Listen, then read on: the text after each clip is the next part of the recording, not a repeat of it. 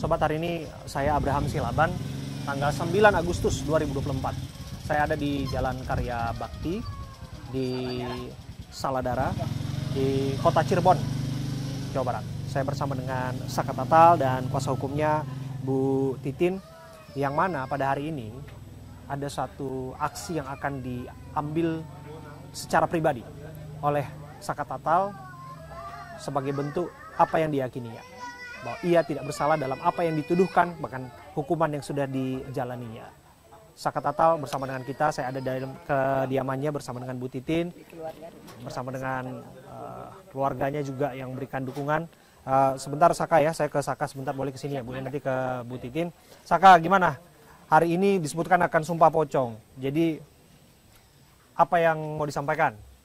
Ya kalau Saka sih, kalau emang berani mah, kalau emang nggak salah mau maju. Ngapain apa muter-muter nggak jelas, terus sehingga jadi ya nyuruh pengacara lah, banyak apa terlalu banyak alasan lah, katanya nggak salah. Kalau emang nggak salah, maju dong, jangan sekedar omong kosong. Luar biasa Saka. Sekarang makin berani sekarang Saka ya. Saya masih ingat Bu Titin, saya ketemu Bu Titin dan Saka pertama kali itu 2 bulan silam di kediaman Bu Titin, ada kafe di sana dan sebagainya ya. Dan Saka waktu itu masih rambutnya gondrong. Dan saya masih ingat juga waktu itu Saka berani bersumpah pada saat itu juga bahwa ia tidak melakukan apa yang dituduhkan padanya. Dan hari ini kau genapi dan Saka menggenapi sumpah itu. Iya, jadi Saka juga udah apa gimana ya, buat orang percaya itu gimana sih, harus ngomong panjang lebar tuh udah capek. Saka jadi gak ada keputusan lagi, cuma satu-satunya jalannya emang kayak gini, sumpah pocong. Iya, kalau emang dia berani maju, nggak usah terlalu banyak alasan. Untuk Saka sendiri ada persiapan nggak? Kalau itu persiapan nggak ada. Nggak ada. Doang dia. Oh, karena memang ya sudah meyakini, jadi santai-santai aja. Santai aja. Kalau orang nggak salah sih ngapain ngumpet-ngumpet. Jadi kalau Saka mah di sini main-main aja, ngapain ya dibikinin apa? Tadi malam dia kondangan, Bu, mau kondangan ya iya, sok mau main ya Bu, iya. Jadi boro-boro dia punya misalnya ngapain, enggak, biasa aja kegiatannya. Kayak tadi juga, ayo cepetan berangkat, ya Bu, main gitar dulu gitu. Memang nggak ada beban. Orang mau ngadepin sumpah pocong kayak apa, dia mah enggak, gitar-gitaran gitu. Oke. Ya, nggak jadi beban pikiran ya Bu ya? Jadi ini pakai baju koko aja saya suruh, tadi pakai kaos doang. Sumpah pocong mau pakai kaos.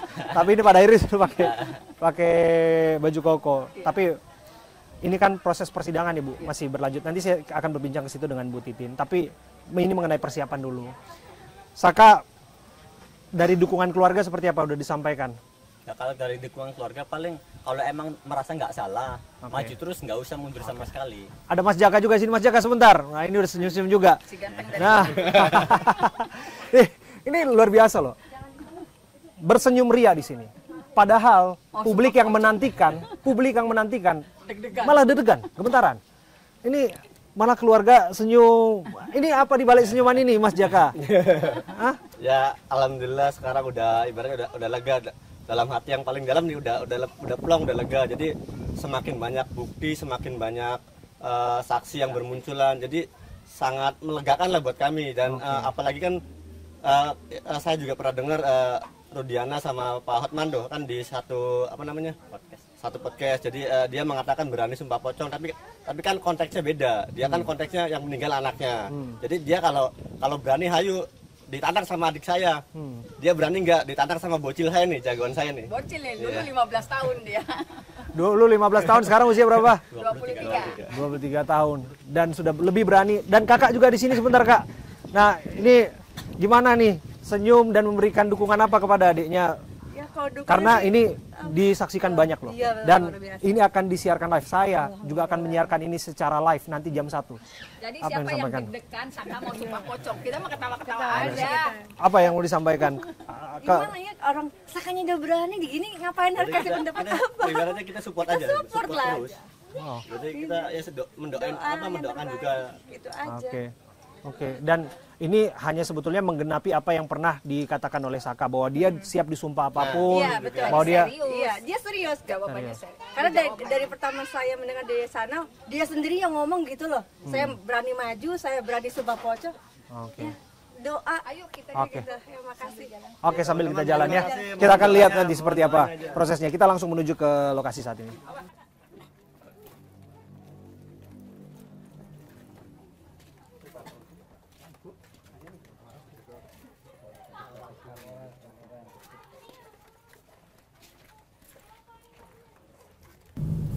Jadi hari ini saya bersama dengan Saka dan Bu Titin akan segera menuju ke Padepokan Agung Amparan Jati.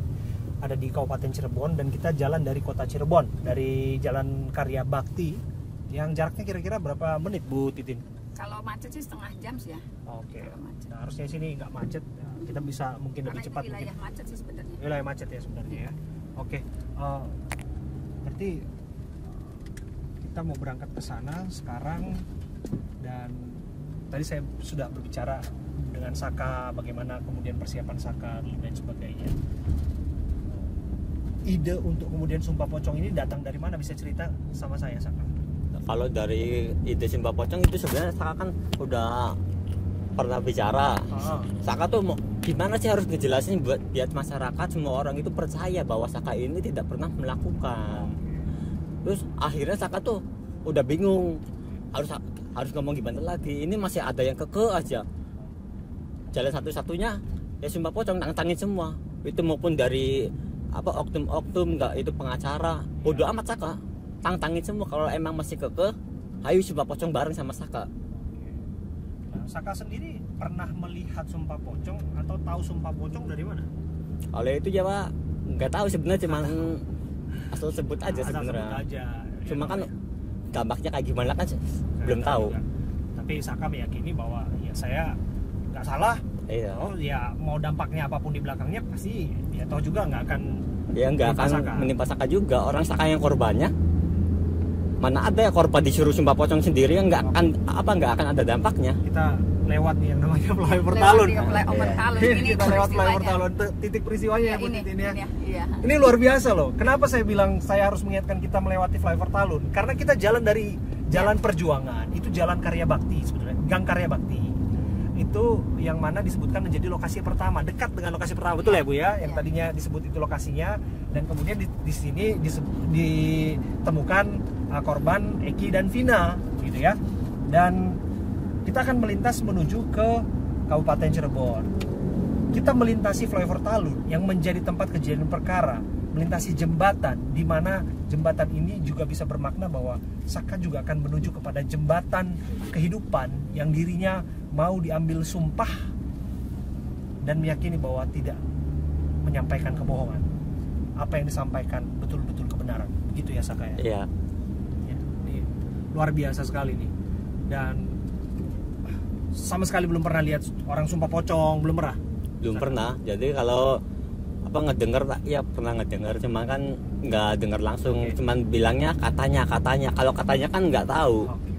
Kalau ini ada nanti akan diajarin berarti ya Bu ya, seperti apa Nanti kan metodenya? akan dipandu oleh pimpinan Padepokan. Jadi Oke. kita juga sebenarnya saya juga nggak ngerti sih prosesnya seperti apa. Oke. Cuman kalau informasinya nanti persis seperti ritual memandikan jenazah. Wow. Jadi ada kembang, ada wewangian yang itu untuk wewangian jenazah, bukan untuk orang hidup. Oke. Kemudian kain kafan juga sudah disiapkan 2. Artinya kan kita berharap Bapak Rudiana juga hadir karena tantangan Sumpah Pocong kan walaupun versinya beda, kita samakan versinya.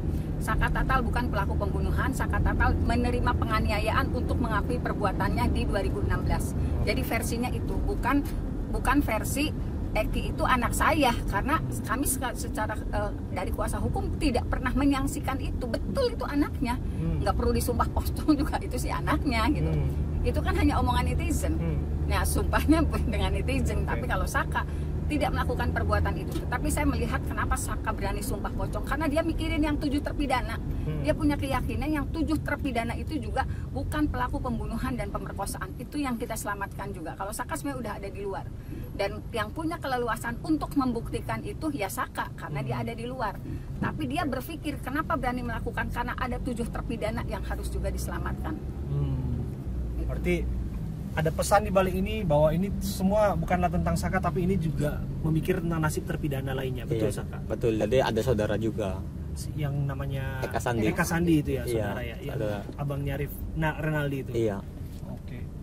Nah, yang Banyucis tahu juga nggak itu? Banyucis nggak tahu juga sebenarnya. Cuma kan kalau emang itu apa dampaknya lebih di tempat ya menarik lah, boleh. Oke. Boleh dicoba kan kayak gitu. Wah, itu juga akan diambil Saka apabila memang dirasa perlu. Ya kalau emang Rudana datang ya sumpah pocongnya Rudana nggak mau, Banyucis juga nggak apa-apa. Oh. Kalau ya emang kenyataannya dia nggak mau juga Banyucis aja nggak apa-apa. Yang penting kan membuktikan siapakah yang bersalah. Iya.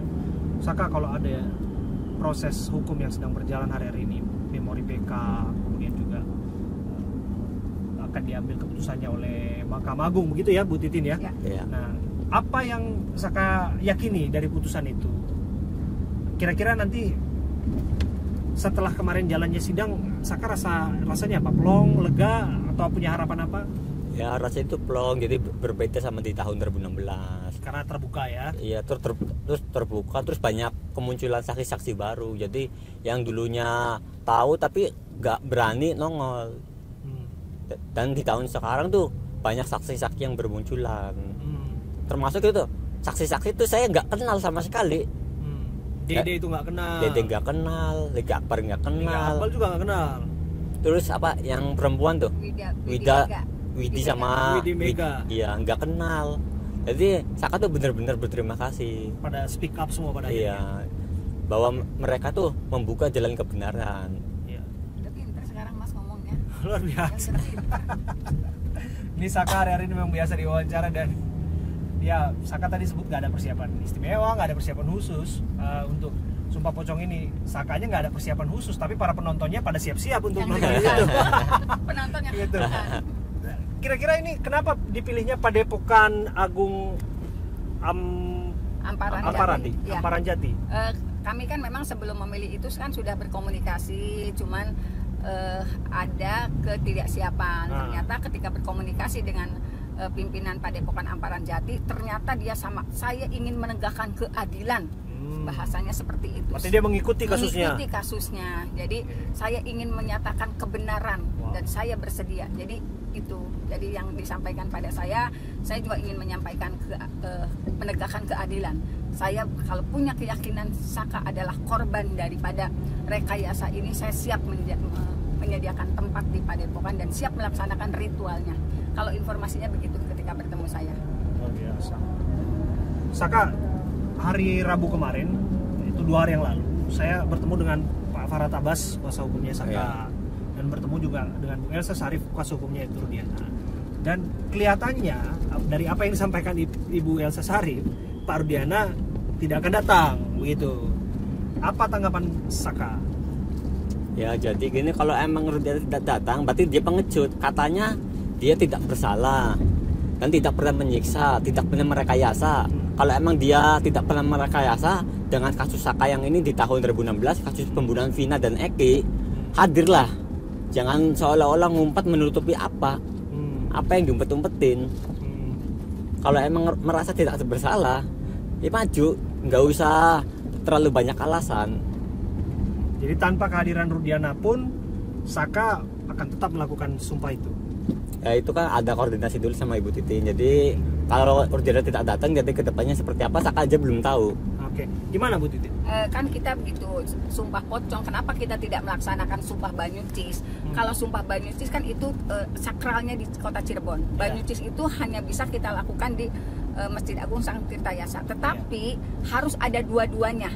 Oh, yang Banyucis? Yang Banyucis, karena itu Banyucis itu airnya diambil di situ, kemudian cisnya itu tongkat atau tombak yang dalam sejarah itu punya keturunan wali gitu. Nah, ketika sumpah itu dilaksanakan, dicemplungkan airnya dengan cis itu, tongkat itu, atau kemudian diminum bersama-sama. Berarti harus ada 2 orang. Kalau ada 1 orang itu nggak bisa. Mana yang bohong, mana yang enggaknya kan tidak ketahuan gitu. Nah, tetapi untuk Sumpah Pocong, apa yang terjadi di sana, misalnya kita tunggu dalam jangka waktu, kita kan sudah tahu nih waktunya Pak Rudiana datang, tidak. Kalau tidak, kita akan upayakan seperti apa? Apakah tetap kita koordinasikan dengan pimpinan Padepokan? Apakah tetap dilaksanakan hanya Saka sendiri atau ada sumpah lain yang misalnya lebih diterima oleh Muslim secara umum?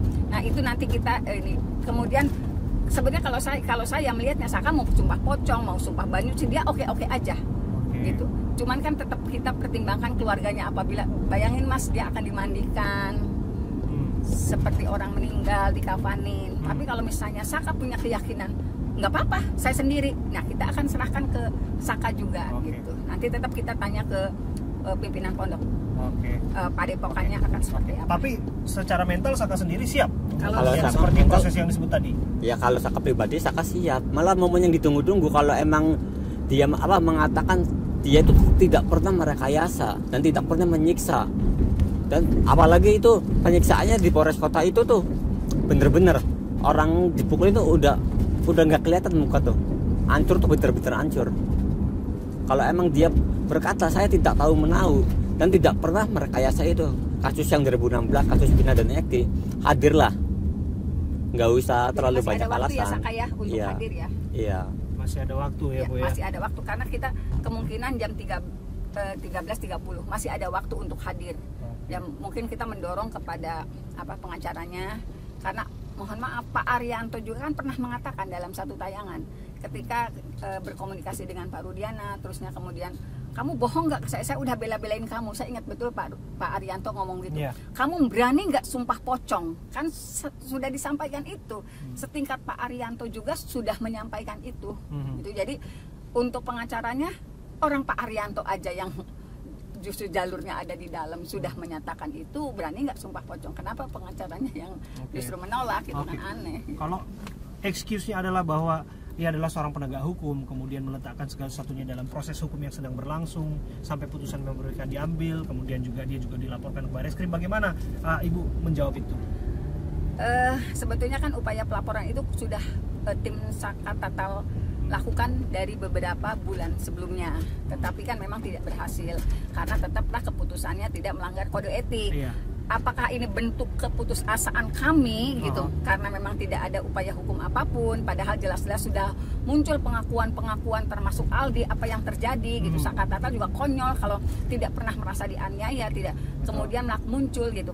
Apakah ini bentuk keputusasaan kami yang kenapa sih? Mohon maaf dari institusi kepolisian, apakah tidak tergugah mendengar pengakuan anak 15 tahun yang dulu 15 tahun itu? Apakah tidak tergugah melihat Aldi dengan sangat terbuka ngomong di sidang PK gitu? Kalau masalahnya itu bukan suatu pelanggaran, terus kami harus ngapain? Ya sudahlah, sumpah pocong saja gitu. Apakah itu bisa diterima secara undang-undang atau tidak? Yang penting kami meminta dukungan masyarakat untuk menyatakan kebenarannya. Kami harus lari kemana lagi gitu. Kalau misalnya upaya-upaya yang kami lakukan dan itu betul-betul kami lakukan sesuai jalur hukum juga diabaikan. Gitu. Saka, ini kan ada kontroversi di antara warga yang menyebutkan sumpah pocong ini dirasa musyrik, dirasa melenceng dari kaidah-kaidah agama dan sebagainya. Ada yang merasa bahwa ini ya tetap pada relnya, apalagi ini membuktikan keyakinan akan seorang, apa yang disampaikan kebenaran bukan kebohongan. Untuk Saka sendiri memandang sumpah pocong itu seperti apa? Jadi kalau Saka sendiri, kalau sumpah pocong ya biasa aja. Kalau kata Saka mah biasa aja. Karena merasa tidak orang tidak pernah melakukannya, biasa aja. Ngapain kabur-kabur, ngumpet-ngumpet. Jadi kan kalau sumpah pocong nggak, dari Saka pribadi ya biasa aja, nggak ada menarik-menarik sama sekali. Jadi fokusnya bukan pada anggapan bahwa itu musyrik dan lain sebagainya, tapi fokus pada pembuktian keyakinan terhadap diri sendiri. Itu kan kalau dari Saka pribadi, kalau itu kan sumpah pocongnya ingin membuktikan siapakah yang berbohong. Kalau dibilang musyrik atau enggak, Saka mah nggak peduli. Saka kan ingin mencari kebenaran. Kebenarannya kedepannya seperti apa kan nggak tahu. Dengan cara apapun itu. Dengan cara apapun, walaupun dibilang musyrik juga Saka nggak peduli. Yang saya tangkap sih, Saka betul-betul punya niatan yang kuat. Lewat jalur pengadilan sudah dilakukan, tapi di luar pengadilan berdasarkan keyakinan ini juga akan diambil bahwa Saka betul-betul tidak terlibat dengan apa yang dituduhkan, termasuk hukuman yang sudah dijalankan. Iya, betul. Itu benar-benar fokus pada itunya, fokus pada tujuan itunya, melakukan segala sesuatu untuk memulihkan nama baik Saka. Iya, betul. Karena Saka kan sebetulnya kalau orang bilang hari-hari ini ya sudah nothing tulus, artinya itu kayak udah nggak ada beban. Toh juga kamu saat ini sudah bebas murni. Dulunya kan bebas bersyarat itu wajib lapor, sekarang kan sudah bebas murni dan kamu sudah melakukan pengajuan memori PK. Terus publik bertanya apalagi yang dicarinya, tapi kemudian Saka melakukan sumpah pocong ini semata-mata untuk membuktikan dan memulihkan nama baik Saka. Iya, jadi gini, jadi walaupun Saka udah tidak wajib lapor lagi, tapi Saka itu di mata masyarakat luar sana masih ada cap mantan terpidana. Oh, ya? Jadi kalau pergi kemana-mana tuh rasanya tuh nggak nyaman. Yang nggak nyaman itu apa? Masih ada hari-hari ini cap seperti itu dari orang-orang sekitar? Dari warga kampung saya pribadi, alhamdulillah nggak ada. Tapi warga luar sana kan nggak tahu. Termasuk orang yang menyaksikan tayangan televisi. Iya. Jadi kan ya kalau emang gimana ya ngejelasinnya tuh bingung, kalau pengen ngejelasin tapi itu orang-orangnya tetap kekeh. Harus caranya gimana sih biar semua orang tuh percaya? Dan kami juga mohon maaf karena pada prakteknya atribut yang disematkan pada Saka memang sangat sulit dilepaskan, karena pada prakteknya berdasarkan kekuatan hukum kan dia adalah seorang mantan terpidana, Bu Titin. Tapi lepas dari sini kan proses PK sedang dilakukan, termasuk apapun sedang dilakukan nanti keputusan. Tapi bagaimana Bu Titin melihat bahwa ini kan disebutkan nggak berimplikasi pada hukumnya nanti, nggak bernilai apapun di mata hukum yang sumpah ini. Dan bahkan Bu Elsa kemarin ketika saya wawancara ada Pak Farhat Abbas juga menyatakan bahwa ini lebih kepada musyrik. Gimana? Ya apapun anggapannya kan gini, coba kita berempati apabila hal itu terjadi pada keluarga kita. Saka sudah divonis 8 tahun penjara, menjalani 3 tahun 8 bulan.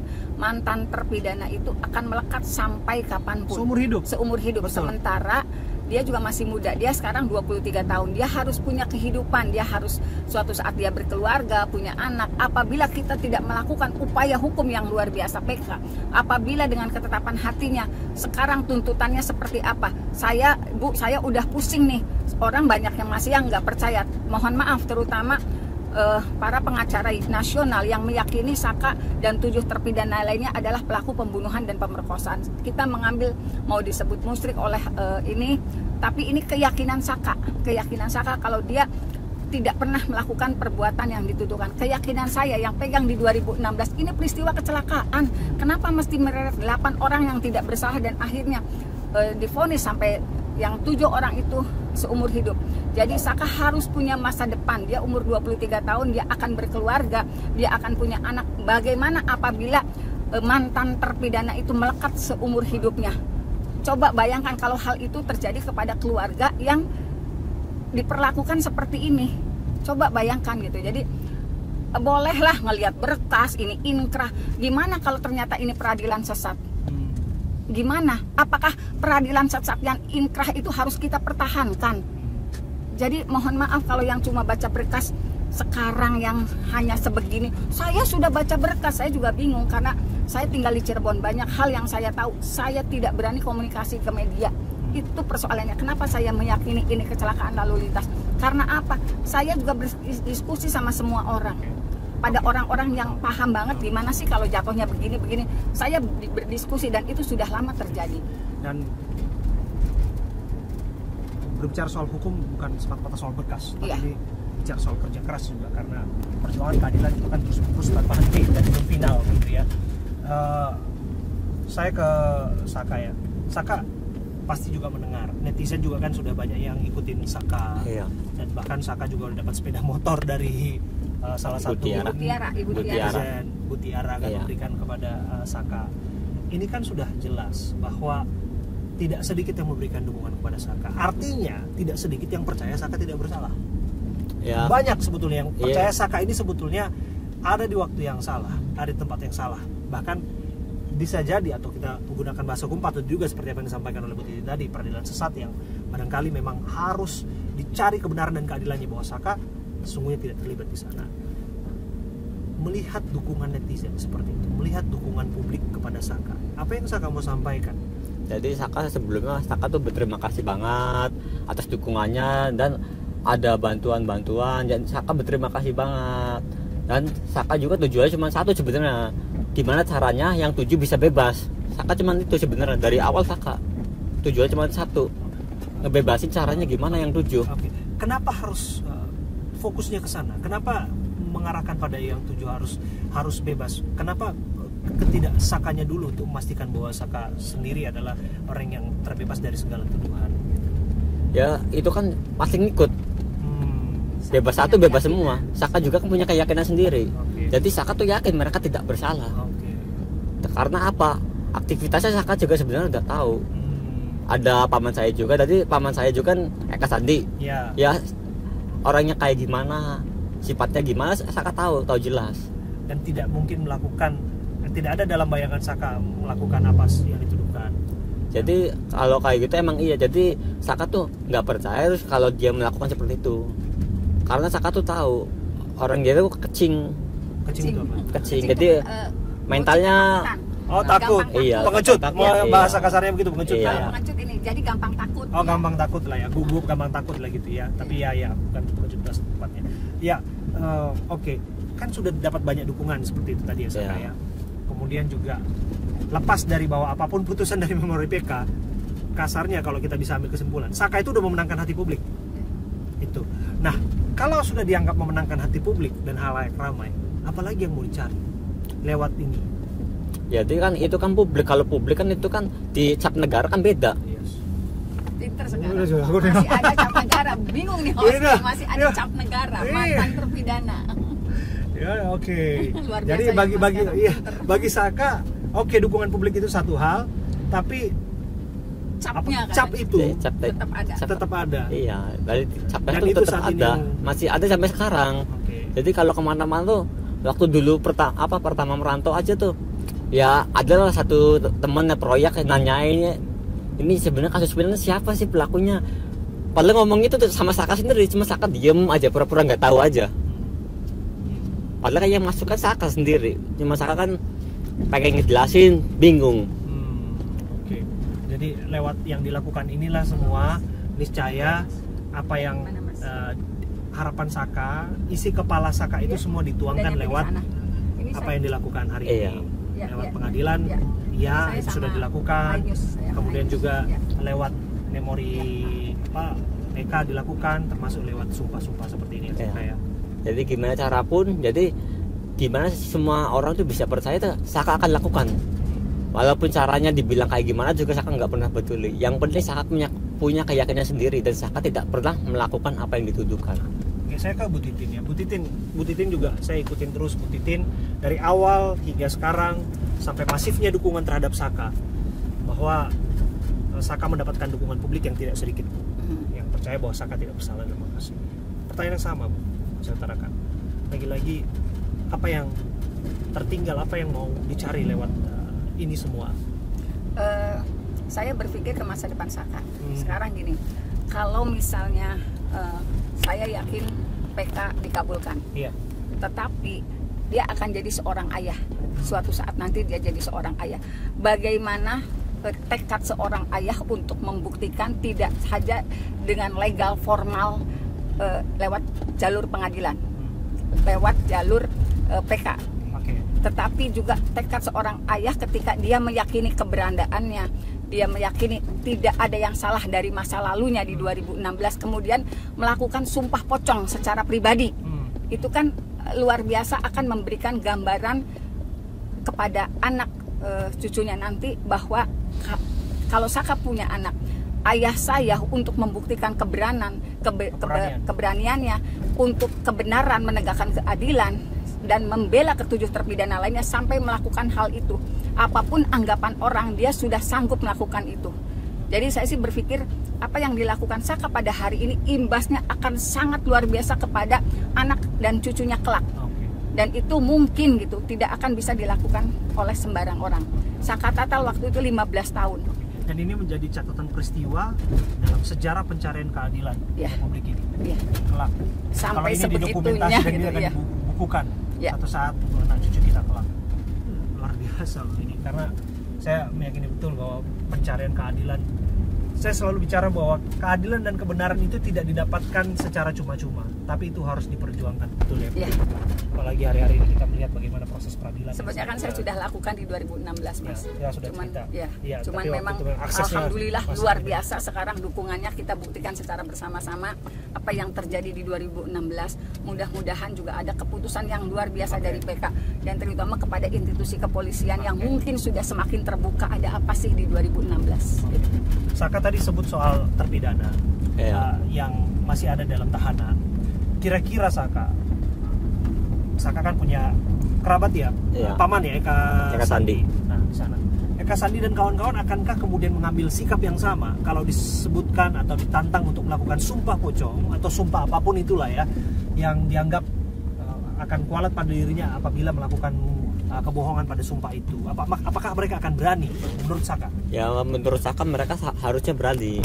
Jadi dia itu ingin membuktikan kebenaran seperti apa. Ya harus menanggung resiko. Resikonya seperti apa? Siap nggak siap? Harus. Jadi jangan harus Saka aja yang berani. Jadi mereka juga pasti berani, pasti itu. Ini akan barangkali juga akan disaksikan dan saya yakin ini akan disaksikan juga para tahanan yang ada di dalam sana. Karena bagaimanapun di sana ada juga kan televisi, siaran televisi ya. Apa yang Saka ingin sampaikan kepada yang tujuh terpidana? Apa yang ingin Saka sampaikan di momen-momen jelang Saka akan mengambil sumpah pocongnya? Saka ngomong apa, mau ngomong apa ke yang 7 itu? Saka ngomong apa? Jadi Saka ke 7 terpidana, jadi minta doanya juga. Semoga yang Saka lakukan ini bisa ada masukan buat yang di dalam, ya buat yang 7 di dalam. Jadi kalau emang yang 7 merasa tidak bersalah, tunjukkan, buktikan. Jangan sekedar gimana, sekedar. Jadi saya pribadi juga ngerti kondisi di dalam juga karena terbatas waktunya. Terus juga pengen melakukan apa juga kan susah. Jadi kan pengen buktiin gimana. Satu-satunya kan cuma PK kan yang mondar-mandir kan pengacara. Jadi Kak bingung. Jadi minta doanya aja yang terbaik. Semoga sumpah pocongnya berjalan dengan lancar. Oke. Dan kalaupun yang lain juga diajak sumpah pocong, sumpah apapun itu untuk membuktikan suatu keyakinan pada dirinya, setidaknya harus berani ya? Harus berani. Saka juga punya keyakinan bahwa Saka dan 7 terpidana tidak bersalah. Ada yang ditambahkan Bu Titin terakhir? Ya sepertinya kalaupun aksesnya itu diberikan, saya yakin Mas ke 7-nya plus Sudirman ya Mas, karena Sudirman juga saya juga bingung dia ada di mana, keluarganya sulit. Ya, Sudirman tuh sampai hari ini tidak ada di lapas Mas. Masih ada di Polda Jabar. Informasinya seperti itu, kita nggak tahu. Karena keluarganya juga sangat ingin bertemu dengan Sudirman. Dulu terakhir ketemu itu harus izin dari penyidik. Padahal Sudirman itu terpidana. Ibu kan kuasanya kan? Sudah keluarganya memaksa, didatangi anggota kepolisian, memaksa cabut kuasa dari saya pada tanggal 23 Mei 2024 atau 3 hari setelah Peggy ditangkap. Kita akan follow up itu tentu saja. Tapi sekali lagi kita sudah tiba di Padepokan apa tadi ini Bu? Padepokan Agung Amparan Jati. Padepokan Agung Amparan Jati di Kabupaten Cirebon. Langsung saja kita masuk. Yuk Saka, tetap semangat ya Saka ya. Terima kasih ya Bu Titin. Kita langsung masuk ke Padepokan. Sobat saya Abraham Silaban, saya ada di Desa Lurah, Kecamatan Plumbon, Kabupaten Cirebon, Jawa Barat. Saya berdiri di Padepokan Agung Amparan Jati. Ini adalah tempat di mana Saka Tatal akan diambil sumpah pocong. Dia meyakini dirinya tidak bersalah dan dia melakukan upaya apapun legal formal, termasuk juga upaya yang berdasarkan keyakinannya bahwa ia menyampaikan kebenaran bukan kebohongan. Dan itu juga yang disampaikannya kepada publik, termasuk tantangannya kepada Ibtu Rudiana yang dirinya mengajak Ibtu Rudiana di tempat ini untuk bersama-sama mengambil sumpah yang mana disebutkan bahwa apabila di antara keduanya ada yang berbohong akan kualat di kemudian hari. Nah tentu ini adalah cara-cara berdasarkan kearifan lokal dan keyakinan atau apapun itu. Tapi lepas dari itu kita patut untuk menghargai upaya dari seseorang untuk mencari kebenaran dan keadilan. Apalagi upaya dari Saka Tatal setidaknya berupaya untuk membersihkan nama baiknya. Apabila itu tidak didapatkannya dengan cara legal formal, setidaknya ia sudah memenangkan hati para warga dan para pendukungnya di tempat ini ataupun di mana-mana saja yang menyaksikan sikap yang diambilnya saat ini. Maka dari itu kita akan melihat apakah kemudian Tur Diana sebagaimana yang kita ketahui bersama akan hadir di sini ataupun tidak. Kecil kemungkinan yang bersangkutan akan hadir, tapi yang saya mau sampaikan bahwa hari ini di tempat ini kita akan menyaksikan sesuatu yang baru. Barangkali peristiwa yang akan menjadi sejarah dokumen perjalanan upaya pencarian keadilan di kemudian hari, bahwa seorang melakukan apapun juga untuk membuktikan bahwa dirinya tidak seperti apa yang dituduhkan kepadanya. Ia bernama Saka Tatal. Saya Abraham Silaban akan mengawalnya. Sobat, saya bersama dengan Kang Raden Gilap Sugiono yang merupakan pengasuh Padepokan Agung Amparan Jati di Desa Lurah di Kabupaten Cirebon, Jawa Barat. Kang Raden, terima kasih sudah menerima kami ya. Ramai hari ini, Kang Raden. Iya. Ini Padepokan ini kelihatannya berbeda hari ini atau memang udah biasa ramai atau makin ramai lagi? Makin ramai. Ya? Ini persiapannya gimana, Kang Raden? Karena sudah dipastikan bahwa akan pusat konsentrasi, pusat perhatian publik akan di Padepokan ini. Nggak ada persiapan apa? Sebetulnya kalau persiapan biasa-biasa saja. Tidak ada terkhusus atau teristimewa dalam hal persiapan untuk Sumpah Pocong ini. Karena kebetulan di Padepokan ini kita sudah biasa melaksanakan Sumpah Pocong. Akan tetapi objeknya itu kan lain dengan yang sekarang. Oh, yang biasa. Kalau yang sekarang ini kan kebetulan sedang berperkara. Gitu. Jadi kayaknya mencekam banget gitu. Padahal kalau menurut kita di sini sih biasa-biasa saja. Sumpah Pocong biasa, akan tetapi efeknya, dampaknya, tulahnya yang luar biasa. Kang Raden, kalau kita lihat kalau misalnya disebutkan tadi tensinya sudah tinggi, tapi ini berbeda sebetulnya. Tadi saya jalan dari kediaman Saka ke sini dan Sakanya santai-santai aja tuh.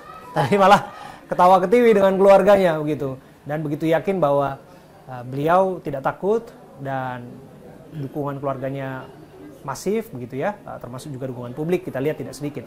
Tapi begini Kang Raden, sebelum ke soal perkaranya, saya mau tanya, ini Sumpah Pocong memang bukan pertama kali di sini ya? Bukan ini untuk kasus pertama maksudnya? Bukan. Biasanya kasus apa aja? Kasus kebanyakan kasusnya tentang keharusan rumah tangga. Wah. Ada lagi tentang misalnya satu orang ini menuduh dia nyolong, nyuri. Ada lagi yang ini menuduh dia pesugihan, pajak macam-macam. Luar biasa. Jadi kalau bapak-bapak yang punya hati mendua bahaya ke tempat ini. Jadi urusannya keharmonisan rumah tangga. Jadi mengenai kepercayaan kalau misalnya sudah diganggu hubungan suami istri begitu ya. Nah, kualat itu. Kadang-kadang gini, istrinya kerja di luar negeri, kan gitu, suaminya di sini. Nah, ada info istrinya main dengan majikan, yang si suaminya di sini main dengan cewek lain. Akhirnya begitu. Sumpah Pocong.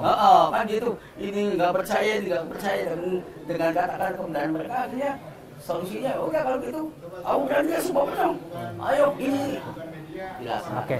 Nah, setelah itu dampaknya apa, Kang Raden? Dampaknya itu sebetulnya, sesegera mungkin. Itulah atau dampaknya yang negatif. Makanya Sumpah Pocong ini, saya tegaskan sekali lagi, Sumpah Pocong ini jangan lu main-main. Jangan lu main-main, walaupun tidak ada di syariat Islam, tidak ada. Ini hanya kearifan lokal. Kearifan lokal untuk menyelesaikan suatu permasalahan yang memang benar-benar sudah tidak ada jalan keluar atau solusi. Oke, bisa dijelaskan yang jangan main-main itu seperti apa? Kualatnya itu seperti apa, Kang Raden? Karena publik juga menanti, termasuk saya sendiri, saya tidak pernah menyaksikan yang namanya Sumpah Pocong. Banyak juga publik yang belum pernah menyaksikan, bahkan dampaknya juga mereka belum tahu apa-apa. Betul. Sebetulnya dampak atau tulah kalau bahasa Cirebon. Dampak daripada Sumpah Pocong ini bagi yang berbohong tentunya. Ya. Bagi yang berdusta itu dampaknya. Terutama dampak negatif. Ya. Adapun permasalahan waktu besok atau misalnya itu bukan urusan kita, urusan Allah. tetap kembali kepada Allah. Makanya walaupun sumpah pocong, bukan demi pocong, bukan. Tetap itunya demi Allah. Tetap. Karena kita berpatokannya kepada Allah. Tetap berpatokannya kepada Allah. Dan yang menghukumnya sebetulnya bukan Allah, akan tetapi ucapannya sendiri, ucapan dusta dan kebohongannya sendiri pada saat mengucapkan di sumpah pocong tersebut. Dampaknya, tulahnya, insya Allah itu akan sesegera mungkin. Banyak kejadian, tabrakan, kadang nggak tahu belau, semua itu kebakaran, macam-macam. Diazab lah ya. Diazab oleh Allah yang pedih sesegera mungkin, baik di dunia maupun di akhirat. Akan tetapi kebanyakan diazabnya itu di dunia. Di dunianya itu karena apa? Orang lain pun menyaksikan. Kalau azabnya hanya di akhirat, nggak ada yang tahu. Gitu. Jadi makanya sekali lagi saya tegaskan kepada siapapun, jangan coba-coba untuk melaksanakan sumpah pocong sebetulnya. Kalau tidak mau kena tulahnya. Tapi kalau mereka yang benar, saya tidak bohong sebenarnya. Yang mereka istilahnya akan berani dan tenang-tenang saja. Begitu. Nah, sekarang kita masuk ke perkaranya, Kang Raden. Ya. Sekarang kan Saka sudah berkomunikasi, setidaknya dari pihak Saka sudah berkomunikasi dan Kang Raden mengizinkan bahwa Padepokan ini menjadi wadah untuk kemudian menjadi tempat sumpah pocong itu, gitu loh. Itu inisiasi percakapan dari siapa? Kapan pertama kali Kang Raden diberitahu bahwa izin untuk kemudian mengadakan sumpah pocong tempat ini? Ya. Dari tim kuasa atau tim lawyer daripada Saka Tatal sendiri, yaitu Ibu Titin beserta kawan-kawan. Kayaknya 3 hari yang lalu.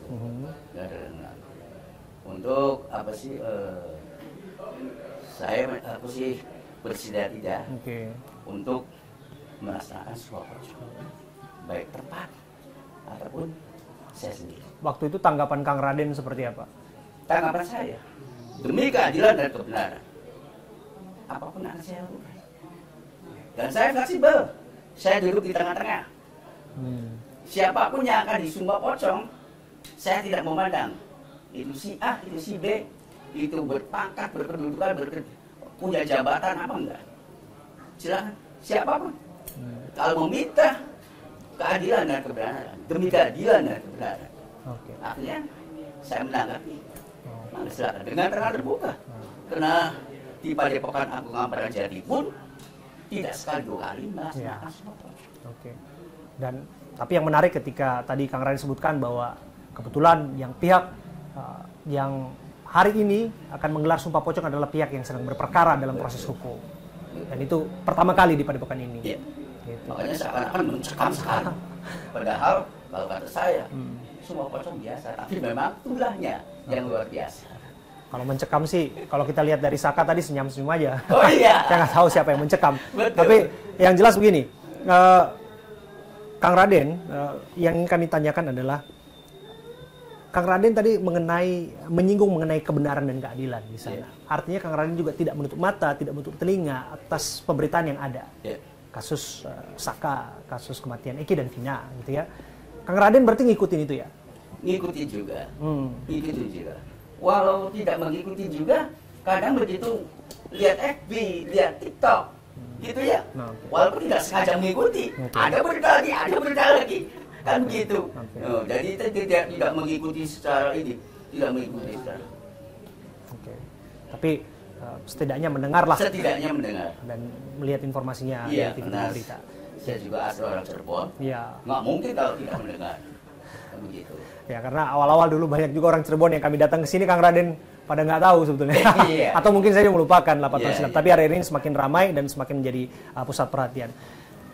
Kalau Sakanya sudah hadir di sini dan sudah siap, tadi menyampaikan kepada saya, Bang Abraham, saya siap untuk melakukan apapun untuk membuktikan bahwa saya tidak menyampaikan pernyataan dalam bentuk kebohongan apapun itu, dan malah dia santai-santai saja kesannya. Dan testimoni itu sudah saya dapatkan dari Saka yang lebih lega gitu. Bagaimana dengan itu Rudiana? Mengenai itu Rudiana, kalau datang Kita harapkan datang beliau. Soalnya apa? Sumpah pocong ini harusnya ada 2 objek. Ya. Harus ada itu. Harus ada itu Diana dengan harus ada Sakaratal. Supaya apa? Harus ada 2 objek. Supaya langsung dampak tulangnya itu bisa langsung dirasakan. Kalau hanya 1 orang, 1 objek, siapa yang mau? Ini kan gitu. Ini harus ada kedua belah. Saya harapkan Pak Itu Diana dengan gentleman juga datang ke sini. Oke. Informasi yang kami dapatkan keterangan melalui kuasa hukumnya 2 hari yang lalu kami berkomunikasi melalui program saya The Prime Show berdialog menyebutkan bahwa kecil kemungkinan untuk datang karena dianggapnya bahwa ini musyrik dan sebagainya begitu. Itu satu. Yang kedua bahwa sumpah yang pernah disebutkan 7 turunan dan sebagainya itu materi sumpah yang berbeda. Yang disebutkan bahwa yang meninggal dunia adalah anaknya yang bernama Muhammad Rizky Rudiana, bukan yang lain. Bagaimana Kang Raden menanggapi itu? Jadi sebetulnya kalau menurut hemat saya, kalau beliau merasa beliau ini benar, walaupun materinya berbeda, dimanapun, kapanpun, sumpah apapun harus berani, harus berani dong. Oke, tunggu dulu Kang. Artinya sumpah ini bisa dilakukan dengan 2 materi yang berbeda. Misalnya satu, Ibtu Rudiana mau disumpah bahwa yang meninggal dunia adalah anaknya yang bernama Eki. Saka mau disumpah menyatakan bahwa ia menyampaikan kebenaran, ia tidak seperti yang dituduhkan kepadanya bahkan hukuman yang sudah dijalaninya. Ini 2 pokok materi yang berbeda dalam sumpah. Pocong bisa ini? Dalam sumpah pocong, ya harusnya 1 materi, 1 masalah. Masa kita materinya dia ini contohnya ini contohnya dia sakit perut, kok kita kasihnya obat sakit kepala, kan nggak nyambung misalnya begitu. Ini harus 1 materi, harus satu materi. Kalau ditambah boleh, tapi kalau beda materi tidak boleh. Kalau beda materi tidak boleh, tapi ditambah materi boleh. Gitu. Andai kata Ibtu Rudiana tidak hadir sampai pada tenggat waktu yang diberikan kepadanya. Pemanggilan melalui surat sudah dilakukan, secara lisan juga berkali-kali dilakukan begitu. Dan di sini pun Padepokan menanti kan, Pak Kang Raden. Kalau nggak datang, apakah sumpah itu masih tetap bisa dijalankan? Masih bisa. Tergantung Sakaratal. Bagaimana? Tergantung Sakaratal. Berarti ketika ada 1 objek, tinggal 1 objek. Sakaratal mau nggak disumpah dengan tidak ada Pak Ibtu Rudiana? Kan begitu. Kita kembali kepada mereka. Saya kan hanya pelaksana. Oke. Dan saya menanti loh. Masa sumpah itu bentuknya akan seperti apa? Implikasinya apa kepada Saka apabila memang dirinya sendiri yang melakukan sumpah itu? Tanpa ada pihak lain atau pihak terkait di sumpah itu. Ini kan sebenarnya sumpah pocong ini kan masyarakat atau netizen kan menantikan. Iya. Menantikan dampak daripada sumpah pocong ini kan. Kalau hanya Sakaratal saja yang disumpah. Sedangkan yang satunya yang berperkara dia tidak disumpah. Iya. Nanti netizen itu akan melihat dampak tulangnya itu ke siapa? Nggak bisa. Nggak bisa. Tetap harus ada 2. Harus ada 2. Lah, kalau misalnya tidak datang Pak Rudiana yang misalnya hari ini, Saka sendiri akan tetap disumpah sendiri atau kayak gimana? Itu terserah daripada kesiapan sekarang. Tapi bisa dilakukan proses itu. Oke. Jadi sifat sumpah itu sifatnya bukan sumpah pocong tapi ya? Bukan. Sumpah apa namanya? Ya enggak, tetap dilaksanakan sumpah pocong. Sebab hari ini kan sumpah pocong. Kan gitu. Sumpah pocong. Tetapi kalau ada yang mengatakan bahwa kalau sumpah pocong itu ada musyrik apa, itu orang yang masih dangkal itu pemikiran. Icip gitu. Kenapa? Pada saat sumpah pocong kita bukan ngambil sumpahnya sumpah demi pocong. Tidak. Tetap sumpah demi Allah. Tetap. Yang menguasai langit dan bumi seisinya. Begitu. Ada itu. Nggak tahu siapa yang mengatakan kalau itu musyrik. Oh, enggak. Oke. Dan tentu saja hak ataupun pendapat pribadi masing-masing pihak mengenai sumpah ini kan itulah kembali ke keyakinan masing-masing ya, Kang Raden ya. Ada yang juga beranggapan bahwa semestinya kasus ini diletakkan pada persoalan hukum saja, karena prosesnya kan sudah bergulir di memori PK yang nanti tinggal mengambilkan keputusan gitu. Kok lantas ditarik-tarik ke urusan keyakinan, kok lantas ditarik ke urusan sumpah pocong dan lain sebagainya gitu, yang dirasa ini nggak akan bernilai dalam pembuktian pengadilan dan lain sebagainya begitu. Bagaimana Kang Raden menilai opini dan pandangan itu? Jadi sebetulnya memang sudah saya katakan dari tadi bahwa sumpah pocong ini bagian daripada kearifan lokal. Tidak ada dalam syariat Islam, akan tetapi kita kebiasaan orang-orang kampung, orang-orang Jawa dari zaman dulu. Gitu.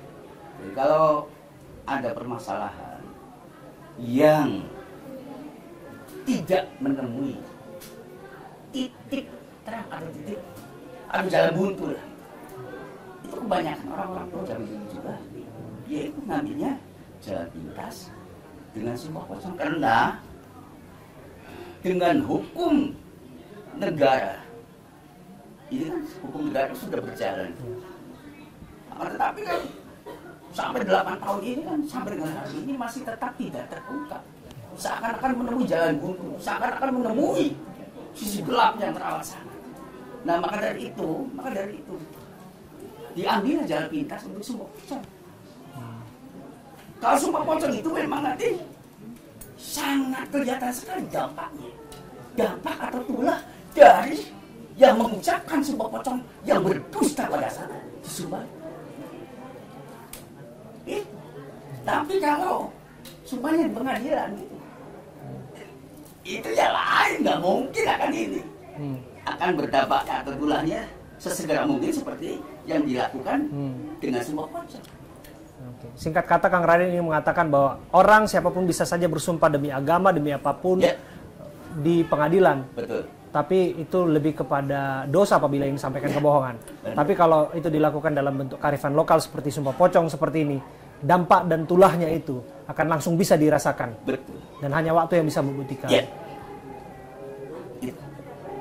Oke. Ini terakhir Kang Raden. Prosesinya akan seperti apa, Kang? Prosesinya seperti yang Pak Jenderal lihat di situ. Ya. Ini sudah kita siapkan.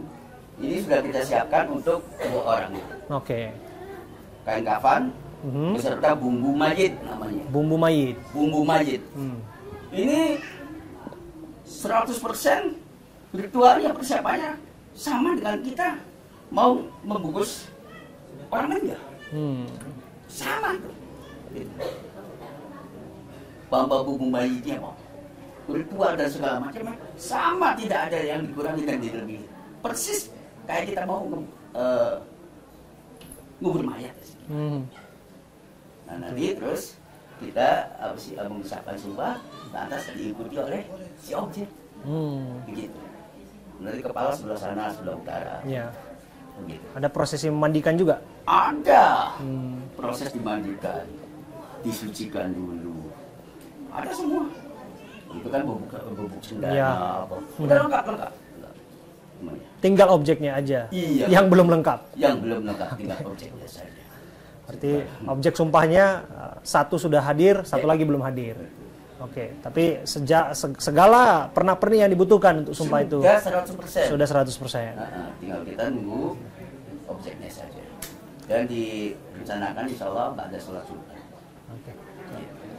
Sekali lagi atur nuhun Kang Raden sudah menerima kami di sini, dan izinkan kami Kang Raden untuk bisa melihat proses ini Kang Raden ya. Mangga, kami akan mengawal seperti apa prosesi sumpah pocong ini, dan juga tidak sedikit juga ini jadi seperti tempat wisata dadakan ini Kang Raden, padepokannya ini. Iya, semakin ramai pengunjungnya dan melihat bagaimana detik-detik prosesi sumpah pocong dilakukan. Sekali lagi saya Abraham Silaban. Terima kasih Kang Raden. Assalamualaikum. Waalaikumsalam.